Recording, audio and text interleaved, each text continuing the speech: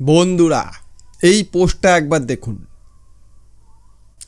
Iran Russia বাংলাদেশকে সরাসরি তেল দিতে রাজি থাকার পরও কেন সেই ইরান রাশিয়ার তেলই ভারত থেকে 3 গুণ বেশি দামে আমদানি করতে হবে? কারণ তোদের কাছে রিফাইনারি নেই, আর ইরান রাশিয়া তোদেরকে তেল দিতে রাজি। এই ভ্রান্ত ধারণা তোদের মাথায় কে ঢোকায়? জনগণকে তোরা বোকা ভাবিস, বাকিটা আর বলবো না, ঠিক আছে? বুঝে নে, তোদের সেই বোকা জনগণ তোদের এই কথাগুলো বিশ্বাস করে এবং ভাবে সত্যি হয়তো ভারত আমাদেরকে বাস দিচ্ছে। কিন্তু এটা বোঝে না যারা নিজেরাই আস্ত একটা বাঁশঝাড়, ওদেরকে বাঁশকে দেবে। ওরা নিজেরাই একটা বাঁশঝাড়, যেখানে যায় তাদেরকেই বাস দেয়। সেই কারণে ইরান রাশিয়া কেউই এই কুলাঙ্গারদের তেল দিতে চায় না, মানে ক্রুড অয়েল দিতে চায় না। আর ক্রুড অয়েল করবেটা কি? বাংলাদেশ মেনলি সৌদি আরামকো থেকে পরিশোধিত তেল কিনতো। রাশিয়াও কিছুটা পরিশোধিত তেল বিক্রি করে, মানে পেট্রোল ডিজেল বিক্রি করে, কিন্তু বাংলাদেশকে তারা দিত না। তারা মেনলি সৌদি আরামকোর কাছ থেকে কিনতো, কুয়েত থেকে কিনতো, কারণ ওখানে অনেক রিফাইনারি রয়েছে। ওখানে তেল শোধিত হয়ে বিভিন্ন জায়গায় পৌঁছায় ট্যাঙ্কারে করে। কিন্তু বর্তমানে হরমুজ প্রণালীকে ইরান পুরোপুরি ব্লক করে রেখেছে, যার ফলে রাশিয়ান ক্রুড অয়েল এবং ইরানিয়ান ক্রুড অয়েল আকাশচুম্বী মানে দাম বেড়ে গেছে। এবং আগে যারা ডিসকাউন্টে তেল অফার করতো, এখন তারা বলছে আমাদের তেল বাজার দর অনুযায়ী কিনতে হবে। সেই দামেই চীন, ভারত যারা কেনা তারা সেই দামেই কিনছে।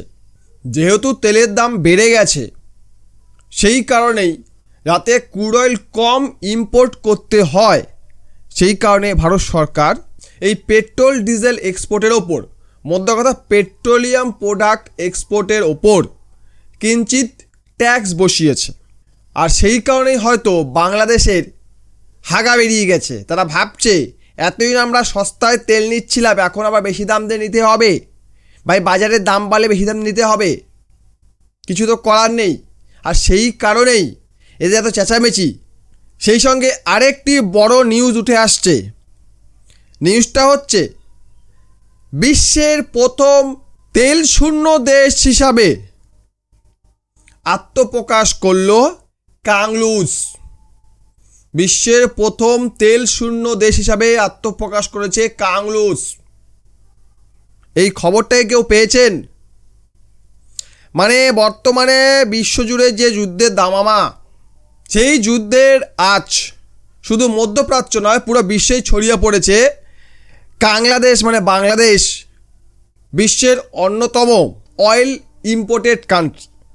তাদের ওখানে প্রায় 20 কোটি জনসংখ্যা, কারখানা চালমান রাখার জন্য তেল ইম্পোর্ট করতে হয়। তারা মধ্যপ্রাচ্য থেকে তেল ইম্পোর্ট করতো এবং ভারত থেকেও তারা তেল ইম্পোর্ট করত। সেই কারণে যেহেতু মধ্যপ্রাচ্যে যুদ্ধ চলছে এবং সেই আজ ভারতের বাজারেও পড়েছে, ভারতকে যেহেতু ক্রুড অয়েল ইম্পোর্ট করতে হয়, তাই ভারত কী করেছে, কিঞ্চিত লাগাম লাগিয়েছে। বলছে পেট্রোলিয়াম প্রোডাক্ট আমরা এক্সপোর্ট কমিয়ে দিলাম, কম করলাম। আর এই কারণেই বর্তমানে বাংলাদেশের হাগা বেরিয়ে গেছে। তাদের দেশে এই ধরনের চিত্র এখন কমন হয়ে গেছে।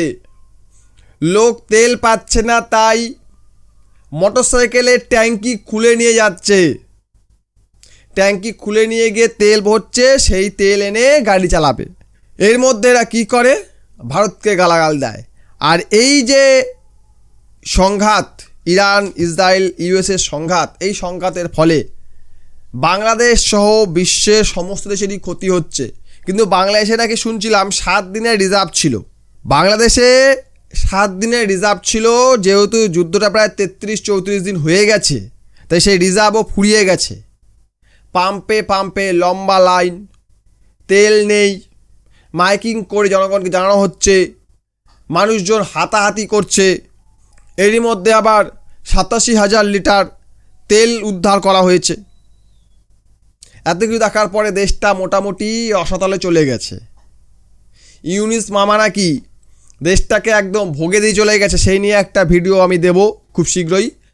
সেই কারণে আমার চ্যানেলটিকে সাবস্ক্রাইব করে রাখুন, নইলে আপনি মিস করে যাবেন। তো যাই হোক, কাংলুদের অবস্থা নাকি খুবই খারাপ হয়ে গিয়েছে। তাদের দেশে তেল নেই, তেল না থাকার জন্য দেশ অচল হওয়ার মুখে। এই বিষয়ে আপনার মতামত কমেন্টে জানিয়ে যাবেন। ভিডিও লাইক করবেন, কমেন্ট করবেন, বন্ধুদের সঙ্গে শেয়ার করবেন। আমার চ্যানেল নতুন হলে সাবস্ক্রাইব অবশ্যই করবেন। ভিডিও দেখার জন্য অসংখ্য ধন্যবাদ।